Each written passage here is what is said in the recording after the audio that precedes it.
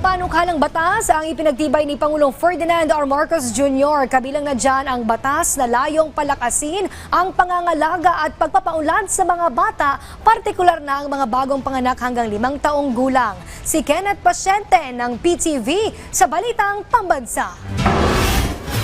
Nilagdaan ng Pangulo ang Republic Act No. 12199 o ang Early Childhood Care and Development System Act na layong patatagin ng pag-aaruga, edukasyon at nutrisyon para sa mga bata mula pagkapanganak hanggang edad 5. Layunin ng bagong batas na ito na matiyak ang development at kapakanan ng mga bata at maibigay sa kanila ang matibay na pundasyon bago pumasok sa formal na edukasyon. Isa ito sa mga prioridad na inirekomenda ng Second Congressional Commission on Education o EDCOM 2 upang palakasin ang sistema ng edukasyon sa bansa.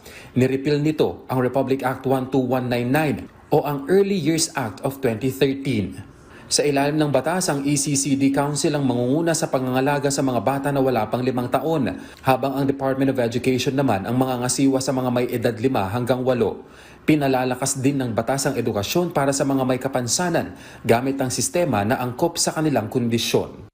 Pirmado na ni Pangulong Ferdinand R. Marcos Jr. ang amyenda sa Republic Act No. 11235 o ang Motorcycle Crime Prevention Act na naglalaan ng 20 working days para maisalin sa bagong may-ari ang rehistro ng motorsiklo. Sa ilalim nito, binaba ang multa para sa paglabag upang mas mapadali ang pagsunod ng publiko sa batas at maiwasan ang agarang pagkakakulong o pagkumpiska ng sasakyan. Mula sa dating 20,000 pesos hanggang 50,000 pesos na multa, ngayon ay 5,000 pesos na lamang ang ipinataw para sa mga hindi agad makakalipat ng rehistro. Hindi na rin pwede ang kumpiskasyon ng motorsiklo kung may naipakitang maayos na dokumento ang may-ari. Inilalagay din sa batas ang paggamit ng malaki, nababasa at color-coded na number plates para sa lahat ng motorsiklo.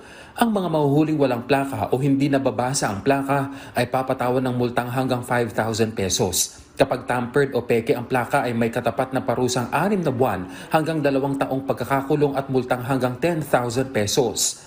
Mula PTV Manila, Kenneth Pasyente, Balitang Pambansa.